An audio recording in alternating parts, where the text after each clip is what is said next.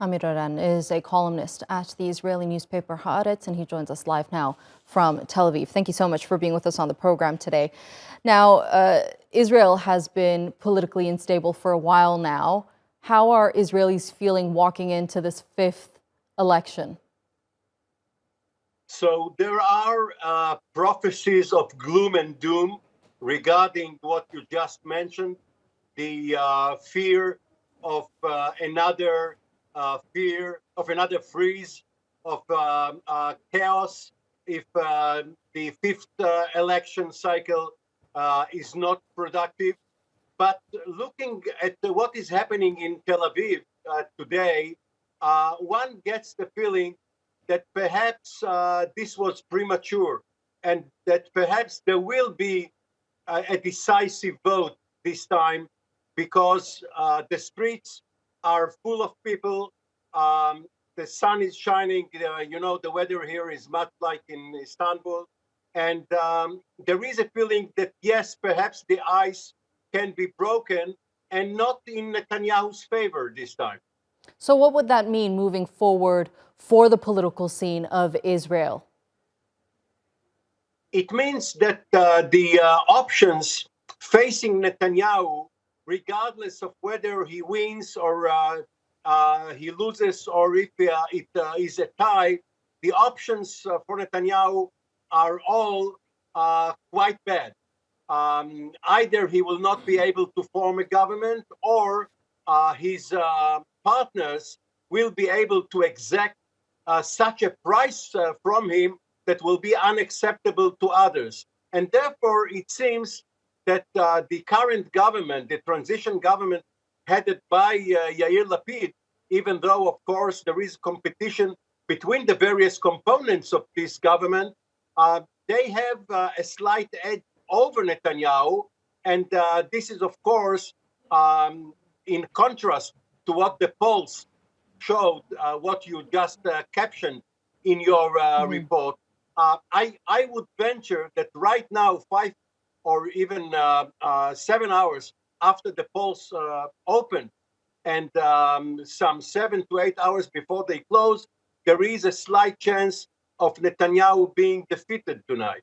Wow. So it seems like from what you're saying that it's going to be a tight race with Netanyahu falling behind Yair Lapid at this point in time.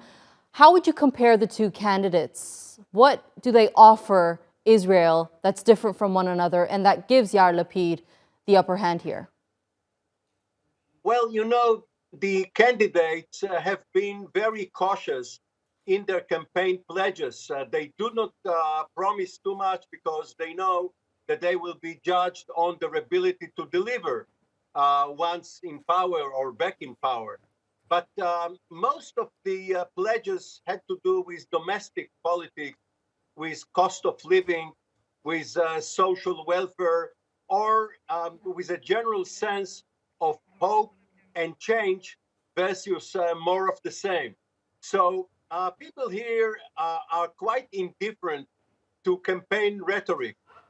They have been so used in the last four campaigns to pledges and promises which are then discarded because they are contradictory. One cannot say, I will do or not do something, but I will also oppose a new election, a sixth election, because then they will have to choose between the two. So people are more focused on what they sense the various candidates and parties are really promising, regardless of the rhetoric. What about foreign policy? When it comes to foreign policy, how do the two differ? We did see Yair Lapid strike a deal with Lebanon in recent time that was hailed by Israelis because, of course, it brings a lot of advantages to the country. Can we see Netanyahu change that if he does indeed come into power? Because there was a lot of discussions around whether or not that deal would hold after a new governing office came into ruling the country. So a few weeks ago, Netanyahu threatened to abort the deal if he is back in power, but then he stopped doing that because he saw that, first of all, this is a done deal, and secondly, it enjoys a lot of support from Israelis, And we know that when Netanyahu came to power in 1996, he did not try to abort the Oslo Accords, but rather spoke about continuity. But yes, Lapid promises more in the way of regional stability of rapprochement, and we saw the rapprochement with Turkey, which of course was initiated by President Erdogan, and the Bennett-Lapid government only responded, but responded positively. This could not have happened under Netanyahu. It's going to be quite interesting to see how this all unfolds. Amir Oren, thank you so much for joining us here on the NewsHour and sharing that analysis with us. Thank you.